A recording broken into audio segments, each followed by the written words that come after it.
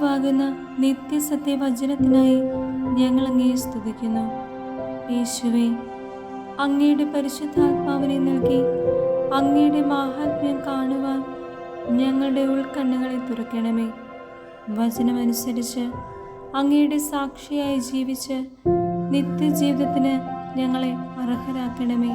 ആമേൻ. യോഹന്നാന് ലഭിച്ച വെളിപാട് 20-ാം അധ്യായം 1 മുതലുള്ള തിരുവചനങ്ങൾ. 1000 വർഷത്തെ ഭരണം. സ്വർഗത്തിൽ നിന്ന് ഒരു ദൂതൻ ഇറങ്ങുന്നത് ഞാൻ കണ്ടു. അവൻ്റെ കയ്യിൽ പാതാളത്തിന് താക്കോലും വലിയ ഒരു ചങ്ങലയുമുണ്ട്. അവനൊരു ഉഗ്രസർപ്പത്തെ, സാത്താനും പിശാചുമായ പുരാതന സർപ്പത്തെ പിടിച്ച് 1000 വർഷത്തേക്ക് ബന്ധനത്തിലാക്കി.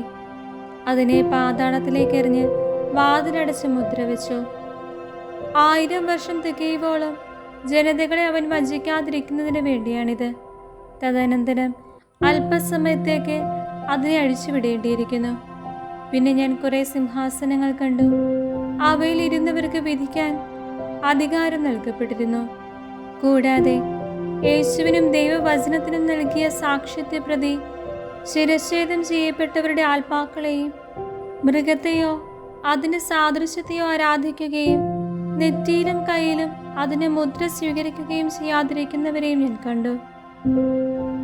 അവർ ജീവൻ പ്രാപിക്കുകയും 1000 വർഷം ക്രിസ്തുവിനോടുകൂടി വാഴുകയും ചെയ്തു. ഇതാണ് ഒന്നാമത്തെ പുനരുത്ഥാനം. മരിച്ചവരിൽ അവശേഷിച്ചവർ 1000 വർഷം പൂർത്തിയാകുന്നതുവരെ ജീവൻ പ്രാപിച്ചില്ല.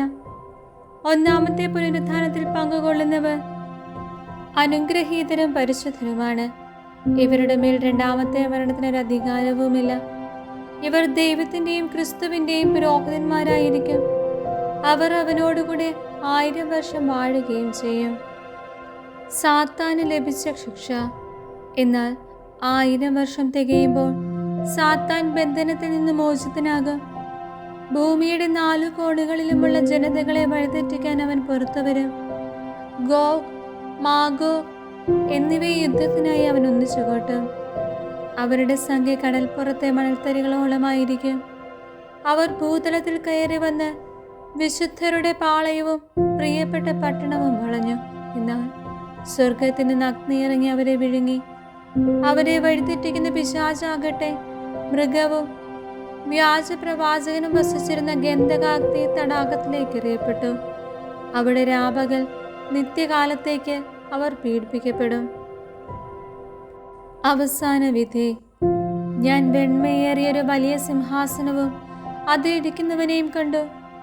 അവന്റെ സന്നിധിയിൽ നിന്ന് ഭൂമിയും ആകാശവും ഓടിയകന്നു. അവയ്ക്കൊരു സങ്കേതവും ലഭിച്ചില്ല. മരിച്ചവരെല്ലാവരും, വലിയവരും ചെറിയവരും, സിംഹാസനത്തിന് മുമ്പിൽ നിൽക്കുന്നത് ഞാൻ കണ്ടു. ഗ്രന്ഥങ്ങൾ തുറക്കപ്പെട്ടു. മറ്റൊരു ഗ്രന്ഥവും തുറക്കപ്പെട്ടു. അത് ജീവന്റെ ഗ്രന്ഥമാണ്. ഗ്രന്ഥങ്ങളിൽ എഴുതപ്പെട്ടിരിക്കുന്ന പ്രവൃത്തികൾക്കനുസൃതം മരിച്ചവർ വിധിക്കപ്പെട്ടു. തന്നിലുണ്ടായിരുന്ന മൃതരെ സമുദ്രം വിട്ടുകൊടുത്തു. മരണവും പാതാളവും തങ്ങളിൽ ഉണ്ടായിരുന്നവരെയും വിട്ടുകൊടുത്തു. അവരെല്ലാവരും താന്താങ്ങളുടെ പ്രവൃത്തികൾക്കനുസൃതം വിധിക്കപ്പെട്ടു. മൃത്യുവും പാതാളവും അഗ്നിത്തടാകത്തിലേക്ക് എറിയപ്പെട്ടു. ഇതാണ് രണ്ടാമത്തെ മരണം, അഗ്നിത്തടാകം. ജീവന്റെ ഗ്രന്ഥത്തിൽ എഴുതപ്പെടാത്തവരെല്ലാം അഗ്നിത്തടാകത്തിലേക്ക് എറിയപ്പെട്ടു.